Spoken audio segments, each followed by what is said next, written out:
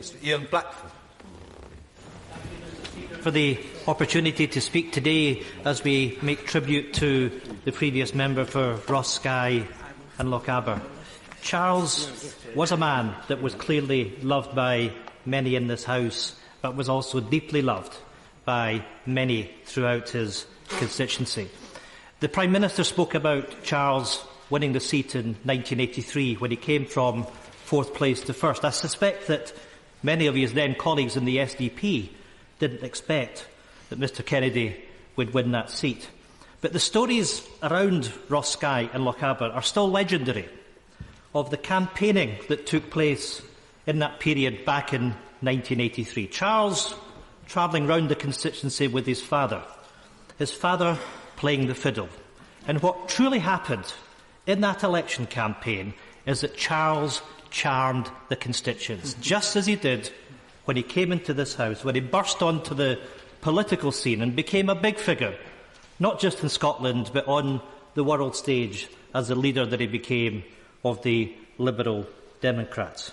He loved campaigning, and indeed he still loved campaigning, as we all saw in the recent general election campaign. His desire to appear in front of the electorate, both in terms of his own public meetings and the hustings, and that debating style that has been referred to by so many. And it was an absolute privilege to campaign against him. And I would say that when I look at the strength of our own benches here today, with 56 members of the Scottish National Party being elected, it was truly the national tide that meant that Charles lost the seat of Ross, Skye and Lochaber.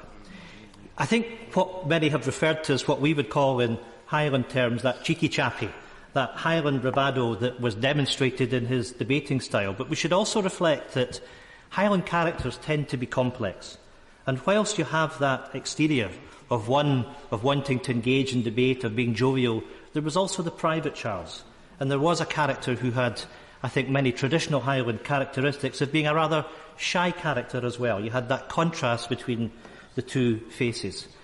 I think much has been said about the humanity and the humility of the man himself. One that, of course, was robust in debate, but had respect for those of all opinions, whether it was on the Iraq War or anything else. And my abiding memory of Charles will not be from the recent period, but actually from the first election to the Scottish Parliament in 1999. I can recall that evening that both Charles and myself were in the television studios, and it wasn't, unlike the recent election, a wonderful night for the SNP, not as great as we may have hoped on that occasion. And there were a number of seats that we would have liked to have won that we hadn't done so. And I was getting a hard time in debate. And I can remember Charles turning to me and consoling me. And rather than actually, if we may put it this way, putting the boot in, one that recognised the kind of evening that they were having. That was the mark of a man, a decent human man that saw the struggles that others were going for. I deeply regret, as my constituents will, the passing of this supremely talented man. Rest in peace. Mr Henry Bellingham. I'd like to pay a very short personal tribute to a remarkable man. I also, like my honourable friend for Gainsborough, came into this House on that very hot day in June in '83 with Charles Kennedy. And in those days there was no induction programme. The Whip's office didn't do HR. You weren't given an office for many months. So you got to know all of the other new MPs. And we all spent a lot of time finding our own level in this place, mainly on the terrace. But I also went to many all-party groups with Charles Kennedy during those months. And after yet another brilliant, incisive performance, I remember saying to him, I think, Charles, we've just seen a future party leader. And he said, don't be so ridiculous, Henry. My only ambition is to represent my constituents and have a good time. And indeed, he did have a very good time in those early weeks, because it wasn't until July the 15th that he made his maiden speech. And I remember him sitting on that front bench below the gangway, sandwiched between Roy Jenkins and David Owen, on July the 15th, '83, and it was one of the most brilliant maiden speeches of that intake. And anyone who hasn't read it, I recommend they read it, because it was a remarkable maiden speech. He had that extraordinary quality, Mr. Speaker, whenever he met people, of making them feel that much better about themselves. I last met him about 4 days before the House dissolved, and he asked me how things were going in Norfolk. He asked me about the Right Honourable Member for North Norfolk. We talked about the Highlands, and I wished him well.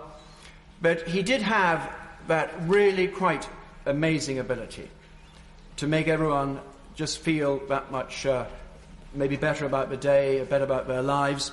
And he had, out of the passions, his 4 passions obviously were his family, above all else, and Donald, I think the Highlands, Glasgow University, and Europe.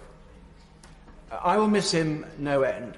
A quite remarkable person has left our lives, and all the people who knew him well will be the poorer for it, but many, many, many other people as well, Mr. Speaker. Mr. Nigel Dodds.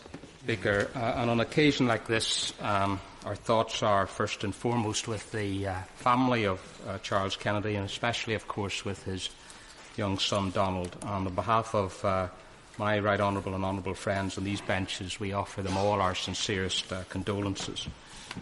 Their loss is immeasurable, but I hope they find some comfort in the depth and the extent and the tone of the tributes that have been offered here today to the man they love dearly and whom the country as a whole now mourns. Charles Kennedy was that rare thing. He was a professional politician from almost the start of his career, a politician to his fingertips, but he was one whom the public saw as one of their own, not someone apart from them, not someone distant from them, but someone who embodied the very point of why people vote and why they campaign and why they become passionate about causes and believe in politics. Others have charted his wit and skills as a public speaker from early youth onwards, but the man that I saw in this place stood out most of all for his sincerity and his honesty. Following the loss of the leadership of his party, to his successors there was nothing but public professional loyalty, and the party he handed on to them, the party he led to its greatest electoral heights in almost a century, was one that he left in enviably good political health. His personal tragedy was to be the victim of a terrible disease, one whose effects are intermittent and especially cruel, in that it momentarily robs the sufferer of the ability to be himself. But the real Charles Kennedy was the man we remember today and admire and mourn. He believed utterly in the causes that he stood for without hating anyone else for believing in theirs. He approached each new day, I remember meeting him in many mornings, with good-natured relish, free from any contempt for his political foes, but absolute in his convictions. And from his youth in this House to a far too premature passing, the greatest memories he leaves with me, and with most of us, I suspect, are his immense warm-heartedness, his tremendous likeability, and his great good humour. May God bless all his loved ones and comfort them at this tragic time of bereavement. Mr. James Gray. I rise very briefly, Mr. Speaker, because many of colleagues have spoken today of his great talents in this place and his great abilities as a parliamentarian. But in common with the honourable gentleman, the new member for Ross, Cromarty and Skye, or Loch Aber as it is now known, I had the good fortune to spend a year with Charles in Ross and Cromarty and Skye, as it was then known, as did Mary MacLeod, a much lamented colleague from Brentford and Isleworth, on whose behalf I also speak. And my experience of campaigning against Charles, if you like, during the 1992 general election resounds very well with the very warm speech, I think, which his successor made a few moments ago from his place. Charles could easily have very much resented this English-looking and English-sounding Scot, which I am, turning up in his beloved Highlands, trampling all over it, turning up at every single event. I remember, for example, I took part in a sponsored walk, and there was a very good photograph appeared in the Aberdeen Press and Journal with the magnificent headline, "The Tory is miles ahead." And I saw Charles that evening. I said, "Oh, I'm awfully sorry, Charles." And he said, "Oh, well, don't worry, James. The Aberdeen Press and Journal gets everything wrong." And indeed, I'm extremely glad on that occasion the Aberdeen Press and Journal did get that wrong. Charles was warm and magnanimous in every single dealing I had with him. During the election campaign itself, for For example, we met at all these church hustings and public meetings, and he was always kindness and personified. He used to turn to me and say, "I can't remember what the Liberal Democrat policy is in this, James. Can you just remind me?" And I'd fill him in on a few details. And then 5 years later, when I appeared for perhaps my more natural home of North Wiltshire, Charles was the first to welcome me with open arms when I arrived in this place, and has remained a close and good parliamentary friend ever since. His warmth and magnanimity of personality spoke for him. He was a Highlander through and through, a Highland warmth, Highland welcome, a Highland lack of interest in party politics, a Highland friendship for people of every kind. And every time he spoke for ordinary people. Ordinary people understood him and they sympathised with him. Even the true blue Tories, of which there were at that time still a few left in the north of Scotland, they nonetheless liked Charles enormously. The people of Ross Cromarty and Skye absolutely loved their Charlie.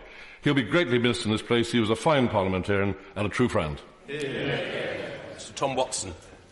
Mr. Speaker, I knew Charles through Sarah Girling and got to see beyond the public figure and party leader. He was shy but always polite. He was kind. He was engaging. He was a good dad. And I enjoyed his wry humour. He used to joke about how we shared the same private investigator from the News of the World. He had that ability to bring a levity to even the dark corners of British political life that made the bad days at the office easier to cope with. Yet, as many honourable members know, all too painfully, politics often takes a toll on the lives of our loved ones in a way we never properly know or understand. So through you, Mr. Speaker, if I may, I'd like to direct these words at Donald, son of Charles and Sarah. Your father was a very great man. He stood up for what he believed in. He led a party of the centre-left with dignity and compassion. And when you are older, you will know your mum and dad believed in a cause greater than themselves, and you will be proud.